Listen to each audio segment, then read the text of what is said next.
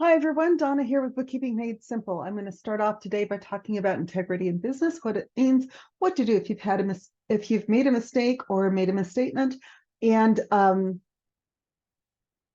how to fix that, as well as some red flags I have seen flying over this Labor Day weekend. So with that said, I'm going to jump right in. As always, if you enjoy these videos, please like, share, subscribe. That is kind of the price to pay for watching the show. And feel free to leave me feedback in the comments below. I'm always interested to see what you have to say. Now we're gonna leap right into this. The number one thing in our society that we really bank on is trust. And it's critical because there's so much that's built on trust to make sure that you're keeping your word. So there's only so much we can write up contracts for. And mistakes are going to get made, right? So there's a couple of reasons we write up contracts. Number one is to have something enforceable in the event of a legal dispute, which has not happened to me yet. Thank goodness. I try to be very clear in my contracts about what it is that the client should expect from us as far as what services that we're offering, the time frames and everything. And I always laugh and say you can have good, quick, and cheap and pick any two. So if you want it good and quick, it's going to be expensive. If you want it quick and cheap, it's not going to be good. And if you want it, that's just the way it is. Pick any two. Anyway, so when you say something as a business owner, number one, you should expect that your discussions are not private. Whether it's with someone you've contracted with who's performing a service for you or that you're performing a service for, I always assume that my communications are not private. And that is because they might not be. I said it hasn't happened before, but from time to time, people get sued, businesses get sued. So I want to make sure, one, I keep all my text threads, I keep all of my emails, and two, and I keep screenshots of everything. And two, I want to make sure that I am delivering on what I believe that I said that I did. If I made a commitment to do something, I want to make sure it gets done because I made that commitment. And if I make a commitment to do something and then I don't do it, it might not happen today, it might not happen next week, but over time, word gets out. This is the internet age. Word gets out really fast. So the reason I'm bringing this up is that I have a client who was working for a company that said, oh, we're going to pay you in 7 days. Okay. So this very young company was then making decisions about their business based on the promise of this other business owner of getting paid at a certain date. The problem was then they didn't get paid. And then when the client went back to try to get payment, the whole situation exploded. So there's a lot of things, and my client had all the text threads. Okay, so he had written evidence that he was told, yes, you'll get paid on this date for work done up to that date. So there's a couple of things to learn from this. Number one is make sure you have everything in writing, just in case. And yeah, text threads will stand up in court. Also, as a business owner, if you say something's going to happen, it is on you to make sure, no matter what, that it happens. So in this particular example, again, the client was told that they were going to get paid on a Friday. And they had, of course, they put thousands of dollars into their business, tens of thousands of dollars into their business, trying to make sure that they were able to get paid, that they were able to perform the service. They've been performing and overperforming over the previous several weeks. And they kept being told that they would be paid, and they would be paid by ACH and on this date.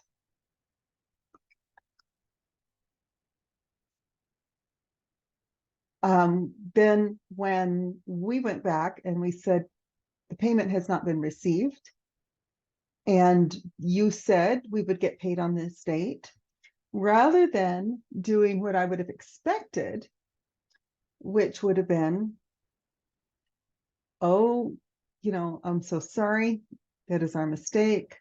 And it was, by the way, I followed this process all the way through. It was 100% this other company's mistake, not my client's. I said, I followed this all the way through. I have been working with the client to make sure that they got paid. So I was in on all the text threads. Rather than saying, oh, I'm so sorry, let me make it right, the response was, I guess we're done here. And a lot of anger. And these are two people that in business who've been friends for years. So it was a surprise. The response was basically, F you. It was a very angry blow up, and it has resulted in the end of this very long, decades-old friendship. And I see that as a huge red flag in a lot of ways. Okay, so number one, if you're in business, you have to have integrity. And that means if you say you will be paid on this date, you move heaven and earth to make sure that you pay your people in full on that date. And this is critically important. Not just a nice thing to do. It is important, because when you're in business, people trust your word. Now, I'm not talking about things like, oh, I forgot it was a long weekend. It's Labor Day, and I'm talking to someone who does not have Labor Day in their country. And that did happen this past weekend. So I now have to go back and say, I am so sorry, let me get this taken care of for you, blah, blah, blah, because I told someone that I would have a proposal to them, and then I forgot that they were not in the United States. And so I didn't have as much time as I thought I did. I should have been more clear. But I tend to be very quick to admit that I was wrong. And if I'm not very quick to admit that I was wrong, I have all the receipts to prove that I was right. And I'm very particular about that, because one of the things that I really believe, trust is the glue that holds society together. It's the glue that allows us to do business together. If you can't trust me to do my job, and I can't trust you to do your job, then we should have no business being in business together. If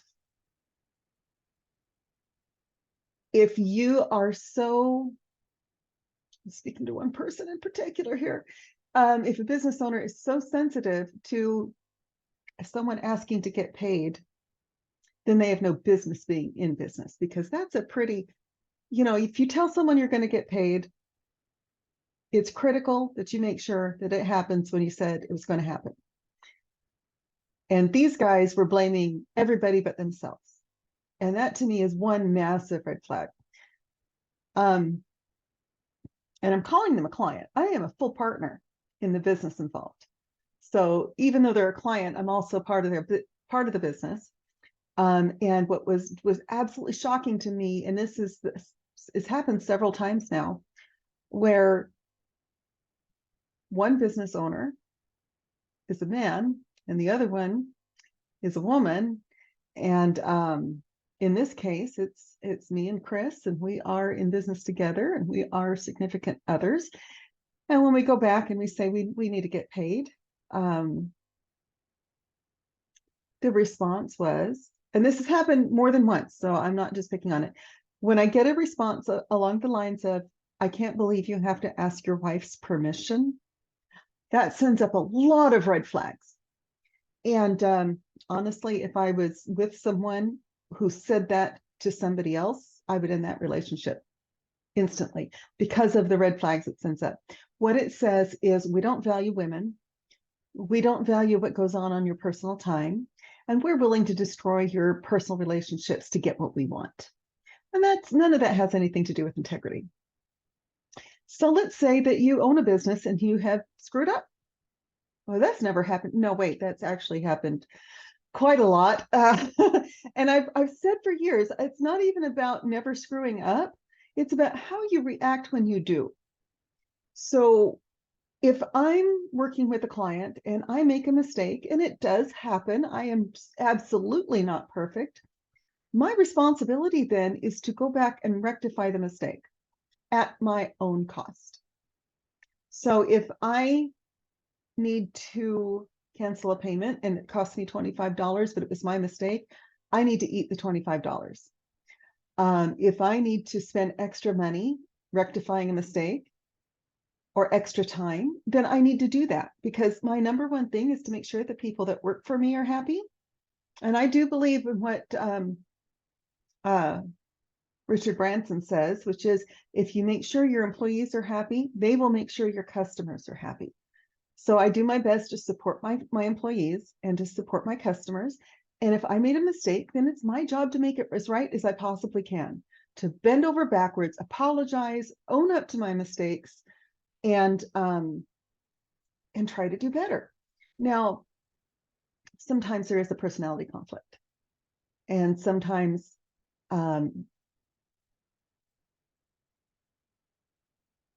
rather than getting a complaint, we just get attacked. And in that case, we just graciously let things go. But like I said, my number one go-to is make sure, and I'm not saying the customer is always right, but if I said something was going to happen and it didn't happen, my job then is to make sure it happens, to make sure it's made up for, and to make sure that my customer does not pay the price for my mistake. Okay. That's what integrity is. So you never attack someone's home life. Never, ever, ever. And you never threaten their pay, ever. So if you've been saying, oh, you're going to get paid weekly, it doesn't matter that you don't get paid for 60 days out. You make sure that your people get paid weekly. And I know I do the same thing. My people get paid every Friday. Friday is payday. And I make 100% sure that they get paid every Friday. If it means I have to go without a check, if it means, no matter what it takes, the money gets paid Friday. And if something happens and it didn't get to their bank account, then I am the one to make sure, because I promised them they would get paid on Friday. I'm the one to make sure that the money gets there. Or I call them immediately and say, I am so sorry, I made a mistake. It'll be there on this date. Okay. But really what I want to talk about is these red flags. Red flags, they say something and they don't do it. That's a big red flag. Again, business is built on trust. My clients pay me in advance, so I get them signed up. We go ahead and run the payment, and then we do the first month of work. So it's very important for us to make sure that we jump right on it and that we get the work done. It's also very important for us to make sure that we get the work done in an appropriate way. And it's very important to us to make sure that we're communicating with the client. Only after those things, because the customer, we're trusting the customer to pay us. The customer's trusting us to do the work. Even though we have a contract in place, there's still trust that has to happen. The contract is just to enforce something if things go sideways. Okay. Now, what if you don't have a contract in place? Well, in this particular case, we didn't, which is always a mistake. And this is why, by the way, I do not like talking on the phone. I prefer texts and emails because then I have a written record of everything that's happened. And it's much easier to pull a concurrent text thread and show they said this would happen if I ever need to take someone to court. So although a verbal contract is enforceable in court, it is still a verbal contract. It can devolve to he said, she said. And if you have anything in writing to back it up, you're going to be better off. Also, like I said, the number one thing to remember if you make a mistake is to do whatever it is that you can do to make sure that that mistake is rectified. And that means not attacking your customer. It means making sure that you are treating them with respect and compassion. It also means that if you are not in a mental state to respond, let's say that they do text your personal cell. It's really common these days, and I really hate it. But if someone does text your personal cell and they have questions or they have concerns or they need you to do something to fix a mistake that you made, number one, admit it. Just admit it. This was something that I hated, by the way. I'm old enough to remember when Bill Clinton was in office, when he was having all the trouble with Monica Lewinsky. Now, I didn't care who he was having sex with, but I did care that he was lying about it. And I've said this for years. So the number one thing that Bill Clinton did that I did not like, now there's a lot, like there is with every president, but the number one thing with that particular drama is I would have had way more respect for him if he had said, well, yes, I'm absolutely having sex with this woman. What you going to do about it? It's consensual. That would have taken a lot of wind out of their sails, so to speak. And that would have made me respect him more, because if he had said, yeah, I did, and it was a mistake, I just would have respected him more. I like people who own up to their mistakes. I try to be that kind of person. And I apologize because I try never to make this political. This really isn't. It's just an example of I would have respected Clinton a lot more if he had said, yes, I am having sex with her, instead of trying to say, well, it all depends on what your definition of is. Because that came off as weaselly to me. And at the same time, the French president at the time was having extramarital affairs, and he was like, yeah, and I had way more respect for him for saying that. Anyway, I admire people who can own up to their mistakes and then who do their best to resolve them. Now, if you're a customer, and this goes, and by the way, I have worked in retail, I have worked in fast food, I have worked across a lot of industries. I've seen this over and over. If you are a customer, remember, you catch more flies with honey than you do with vinegar. So come in polite. You don't have to be super sweet, but polite. The problem that I found, though, is a lot of times today, politeness kind of gets mistaken for being a pushover. But if someone comes in and says, Donna, this isn't working, can you do this, and this? Or I saw this mistake, can you please fix it? I have no problems with doing that. And I'm very likely to even be more proactive with that particular client, because now I know, one, they're watching their books, two, they saw the mistake, and three, I want to make sure that they get taken care of. Now, I do this with all of my clients, but a little bit more attention paid to the ones that do come to me and say there's a problem. So, I have no problems with that. And I certainly have no problems with going back through and saying, okay, did I miss that? And if I did, how do I fix it? And if I need to call the IRS, or I need to make a bunch of phone calls, or if it takes more time, even if it takes money out of my pocket, my job is to make sure that the customer has received the service for which they have paid. Okay. It doesn't mean that they are always right. Sometimes they are not. But it does mean that if I say I'm going to do this by this date, then I'm going to make sure that that is done by this date. So that's all I really wanted to talk about. And like I said, the other big red flag that I see is when people tell Chris, and it's been multiple times, I really want to emphasize this, it has shocked me every time. Words along the lines of, is your wife your boss? And the answer to that is, yeah, kind of, because we're partners. We're partners in life, We're partners in several businesses. We live together. And so, no, I'm not his boss, but we counsel together a lot because that's what couples do, or healthy couples. He doesn't run over me and I don't run over him. We sit down and we talk and we decide together. We look at different ventures together and decide which ones we want to go into. Because the fact of the matter is I have to have a lot to do with it for a number of reasons. And the other fact of the matter is I have about 10 years more schooling than he does. And our personal dynamic isn't really anybody else's business. So I'm always shocked when I hear that these guys going to Chris and saying that it's like it's an insult. It's always baffling.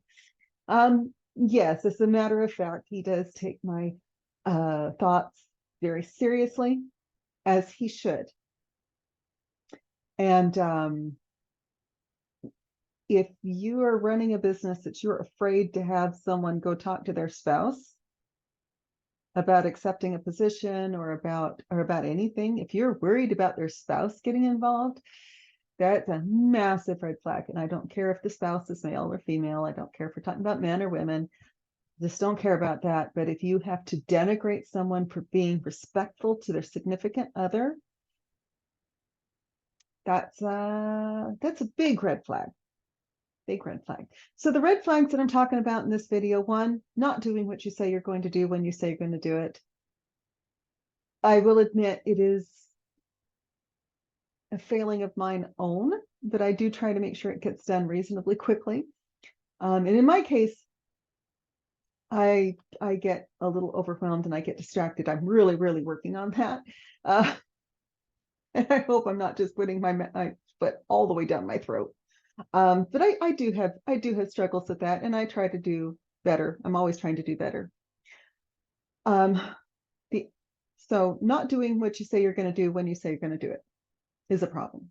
Number two, blaming the other party when they bring your mistakes to your attention is a problem.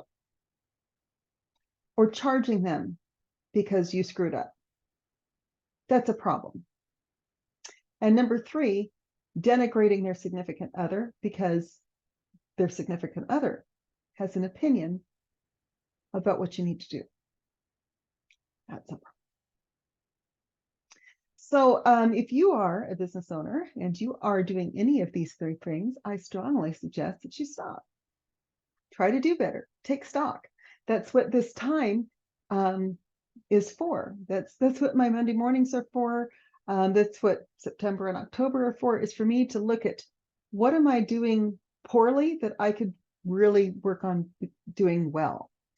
And yeah, I can understand the defensiveness. Nobody likes to be told they've made a mistake. I understand it, but that doesn't mean you display it. And you certainly don't keep doubling down on your mistakes and then get mad when someone calls you out when they have it in writing. So that is all I wanted to talk about today. It's a little bit ranty. I apologize for that. I said I'm not perfect either, but I'm always very interested to see how other business owners manage their businesses, and many times it's very poorly. So that is it for today. And like I said, if you're interested in having Bookkeeping Made Simple to your books, give us a call, 801-692-0032. Our headquarters is just south of Salt Lake City in the beautiful state of Utah. However, we provide bookkeeping services to clients all throughout the United States. Had a couple of people from Canada reach out to me, but I am not familiar with Canadian law. So I'm trying to be very particular about where I'm doing business. So we may be opening up the Canadian market. I don't know yet. We are also, nope, that's all I wanted to say about that. And I will look forward to talking to you again real soon.